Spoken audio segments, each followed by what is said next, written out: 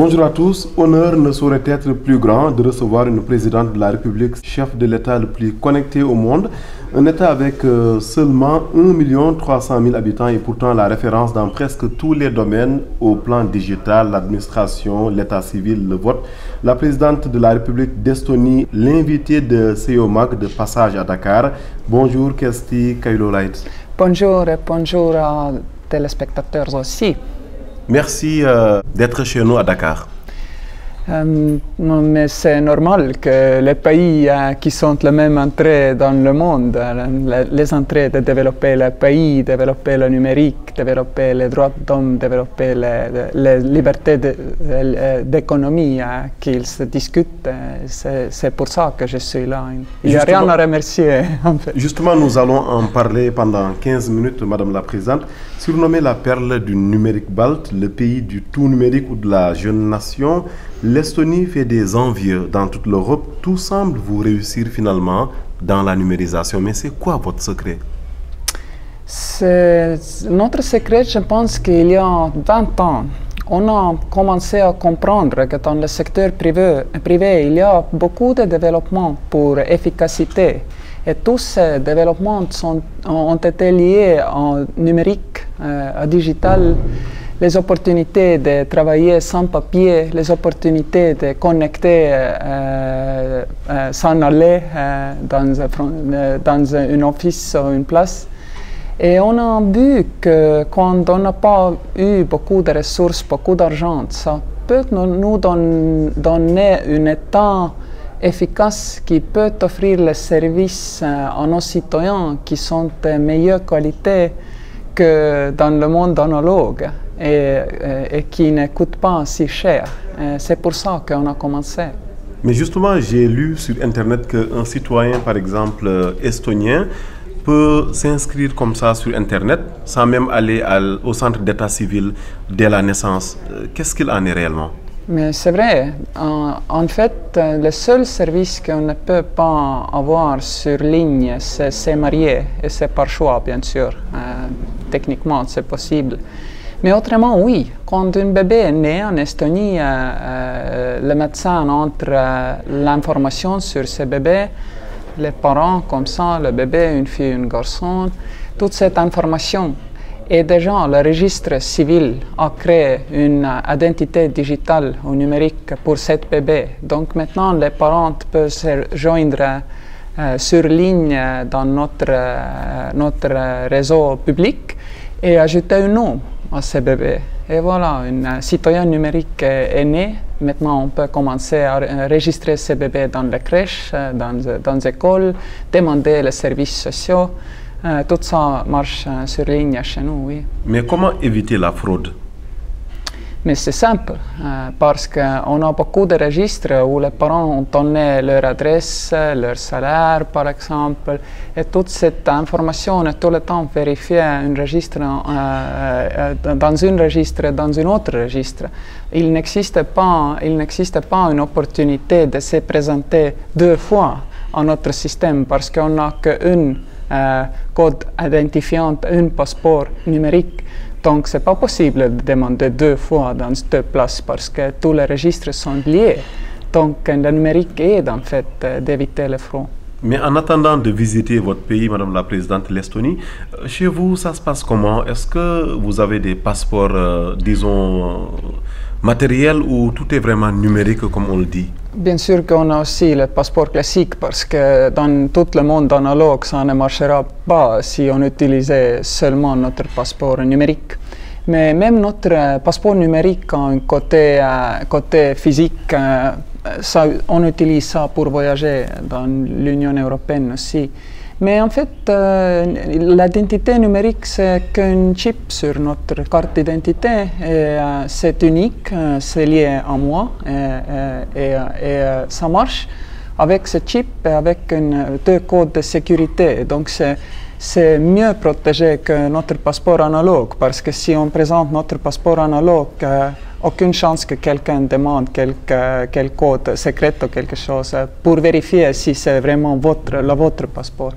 Mais avec une identité numérique, il y a cette nouvelle opportunité de vérifier si quelqu'un qui se présente est vraiment ce qu'il dit. Donc, ça marche comme ça. Et c'est mieux.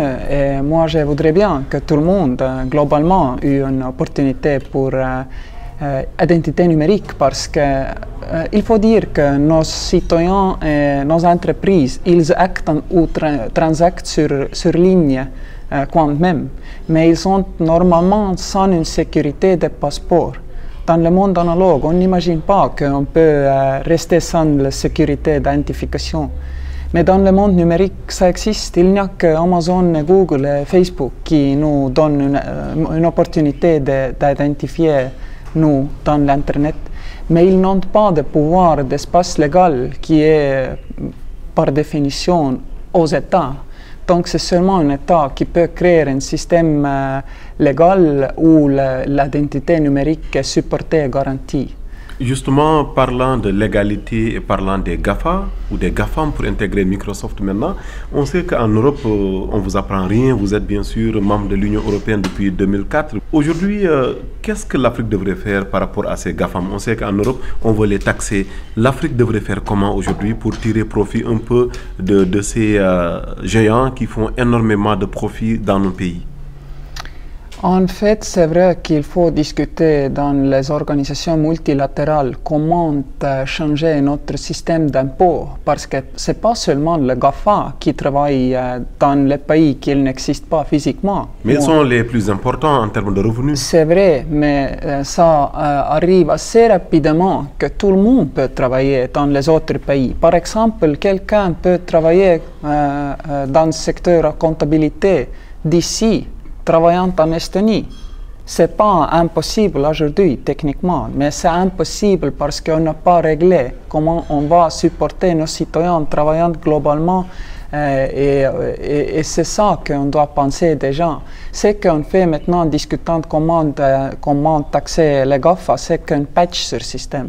Il y a beaucoup de chances déjà qui travaillent dans 5 entreprises en même temps qui sont quelqu'un dans l'UE, quelqu'un en Afrique, quelqu'un en Australie peut-être.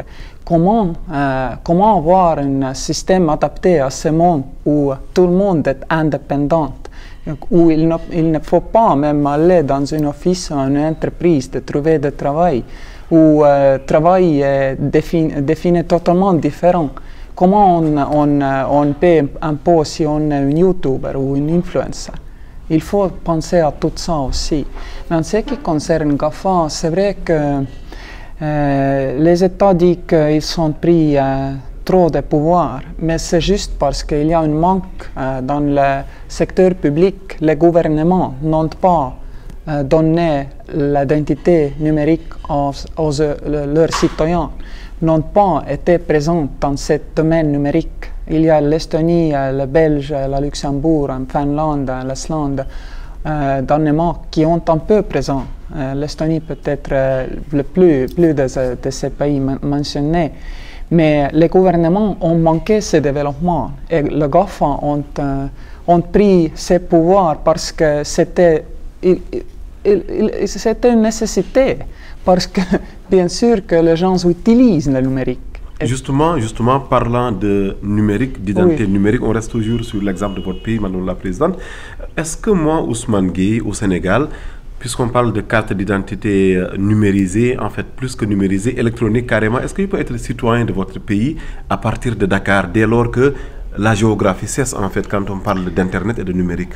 Citoyen, non, mais résident, oui. Et résident, vous pourrez être. Ah bon? Oui, il existe un système quand tout le monde peut demander une carte et résidence d'Estonie. Ça vous donne une possibilité, une opportunité s'identifier aux autres utilisateurs de ce système. Il y en a beaucoup, il y a, je pense que 50 000 gens qui sont résidents d'Estonie. Ils viennent de Sud-Corée, des pays de l'Europe, aussi d'Afrique. Ils existent.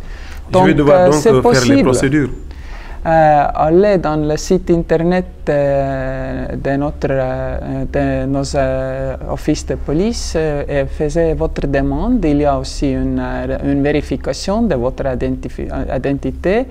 Et ça vous donnerait aussi une opportunité de créer une entreprise en Estonie qui est une entreprise européenne. Peut-être vendre vos biens par cette entreprise, mais un mot, c'est pas un paradis d'impôt, c'est un système vraiment transparent. Notre office d'impôt... Un paradis fiscal, comme on dit. Oui, il faut payer les impôts, les taxes et notre office de taxes parle avec tous les autres dans le monde. On vous comprend, digital mais légal, c'est ça l'Estonie? Oui, digital mais légal. Et qu'est-ce que l'Afrique pourrait tirer de vous comme leçon, par exemple, pour le digital? On sait que, je vous le rappelle, le Sénégal a mis au point sa stratégie digitale au mois de, en 2016. Nous en serons bientôt à 3 ans avec la perspective un peu de janvier. Qu'est-ce qu'aujourd'hui le Sénégal devrait apprendre de vous? Quelque chose que vous avez déjà, et ce n'est pas dans pour tout le monde globalement. C'est quoi? C'est l'espace légal pour faire les services numériques. Ce qui manque encore, c'est une seule plateforme pour tous les services publics et privés. Mais j'ai vu... Autrement dit, expliquez-nous clairement. C'est ça. On a une plateforme où on peut connecter avec notre carte d'identité aux résidences, en cas si vous n'êtes pas de citoyen. Et par cette plateforme, vous pourrez accéder à services bancaires, à services sociaux, à services privés, tout type de services. C'est assez libre pour tout le monde de développer les services qui sont liés à ces plateformes. Mais ces plateformes vous donnent une opportunité d'identifier et garantir la légalité des processus. C'est ça. Et c'est important que c'est la même chose pour le public et le privé, parce qu'autrement, les citoyens ne peuvent pas avoir tout cet environnement numérique pour leur acte dans notre société. Par rapport toujours à cette stratégie Sénégal numérique 2025, la SN 2025 comme on l'appelle à Dakar, on sait que au cœur de ce document-là, il y a la formation des ressources humaines. Chez vous, ça se passe comment, l'éducation digitale dans les écoles? Ça ne commence pas avec l'éducation digitale, mais seulement l'éducation. Notre système éducatif, c'est vraiment inclusif. On n'a que les écoles publiques. Ces écoles publiques sont assez bien s'ils sont dans la capitale ou dans un petit village. Donc, tous les enfants, indépendants des salaires de leurs parents où ils habitent en Estonie, ont une opportunité d'aller jusqu'à les universités, les meilleures universités d'Estonie. Et c'est gratuit. Ça nous coûte cher, 7% de nos PIB. Pour avoir ça, il faut payer les impôts, vraiment. Notre base d'impôts est grande. Tout le monde paie beaucoup des impôts, mais c'est pour ça qu'on a ce système éducatif, donc on a toujours l'espoir pour nos enfants. Votre pays, Madame la Présidente, détient le record mondial du nombre de start-up par habitant, un secteur numérique. Ce secteur représente 6,8% du PIB, soit près de 2000 services disponibles en ligne. Comment abordez-vous la sécurité de toutes ces données sensibles-là?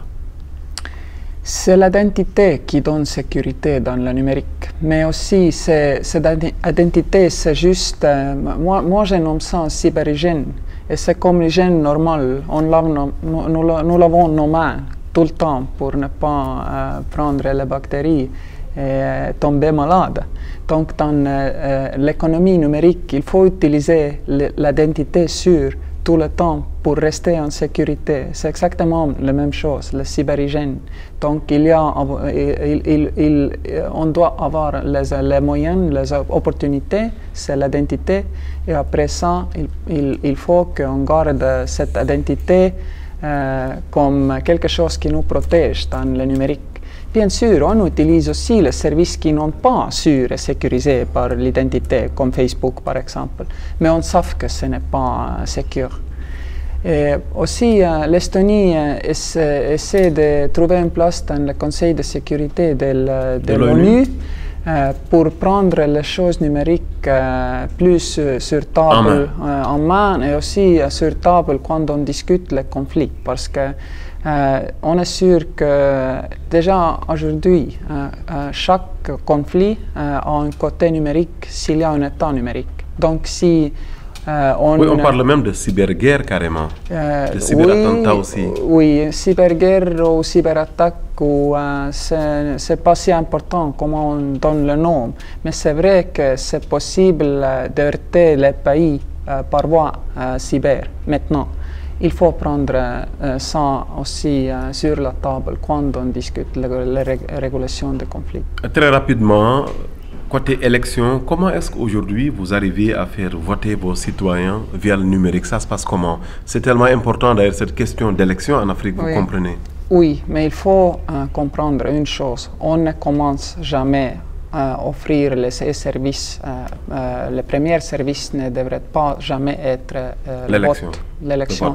Parce que ça demande plus de compréhension par la population, comment ça marche, et aussi plus de confiance dans cette service. Du numérique en fait. Oui, une culture de numérique. Donc c'est mieux commencer avec la registration dans la crèche, l'école, les services sociaux. Et quand les citoyens ont usé de garder leur sécurité, leur identité sécure, aussi on peut commencer à utiliser les mêmes choses, le même système pour le vote. Et exactement c'est ce qui est important, le même système. Parce que quand moi j'entre dans notre environnement numérique public, personne ne sait. Est-ce que je vais juste vérifier quelque chose sur le registre ou je vais voter? Donc c'est difficile à influencer ou à pirater ou faire quelque chose comme ça. Justement, question d'autant plus d'actualité que le Sénégal se dirige en fait vers une élection présidentielle le dimanche 24 février 2019.